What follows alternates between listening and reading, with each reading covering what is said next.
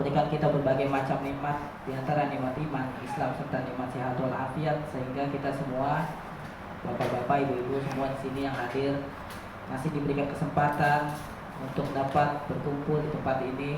Yang mudah-mudahan Allah Subhanahu wa taala memuliakan dan memberikan keberkahan pada tempat ini sampai akhir zaman. Salawat teriring salam adalah sama-sama kita sampaikan kepada junjungan Nabi besar kita Muhammad sallallahu alaihi wasallam beserta keluarga, sahabat dan pengikutnya. Tentunya yang pertama-tama yang sama-sama kita muliakan, kita hormati orang tua kita,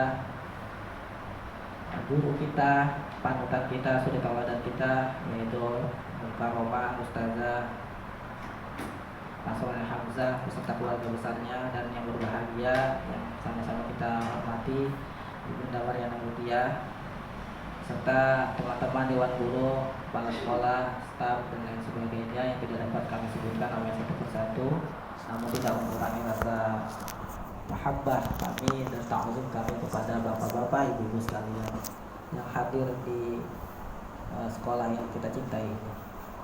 Bapak-bapak, ibu-ibu, sebagaimana tadi di awal, saya tidak terbiasa dan memang belum pernah berbicara di depan podium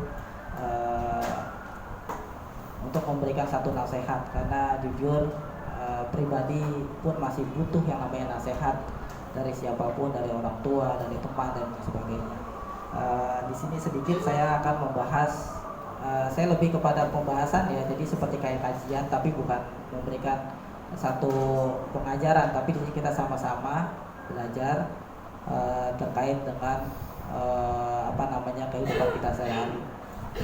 Bapak-bapak serta ibu-ibu sekalian yang kami hormati, di dalam Islam tentunya ada fondasi bangunan yang harus kita perkokoh dalam pribadi kita ya, baik itu iman, Islam serta ihsan kita harus kita perkuat, kita kokoh, kita bangun. Tentunya tidak serta-merta kita melakukan suatu ilmu itu tanpa melakukan suatu kegiatan atau ibadah itu tanpa didasari dengan ilmu ya.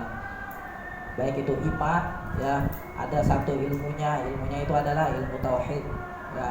Kalau kita mau kaji di dalam ilmu tauhid itu banyak kitab-kitabnya yang kita kaji ya. Di mana salah satunya ada kitab Fathul Majid ya. Kitab Fathul Majid di dalamnya banyak berisi tentang keesaan Allah, kemudian di dalamnya ada tentang keimanan, keesaan, terus para malaikat ya, memperkenalkan tentang hari kiamat dan lain sebagainya. Yang kedua juga di dalam Islam kita juga tentunya harus mendalami yang namanya beberapa bidang ilmu.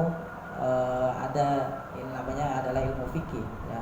Kalau tadi iman, kita percaya kepada Allah, tentang keesaan Allah. Nah, yang kedua tentang Islam itu tentang syariatnya, bagaimana kita untuk mendekat kepada Allah, jalannya ya, syariat, jalan menuju kepada Allah bagaimana caranya ya, tentunya dengan sholat, ibadah, puasa, haji ya.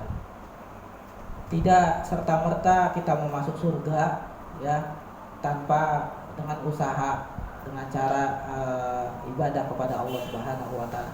Tidak serta-merta kita mengenal Allah tanpa kita bertakarub kepada Allah dengan jalannya, yaitu dengan cara sholat ya.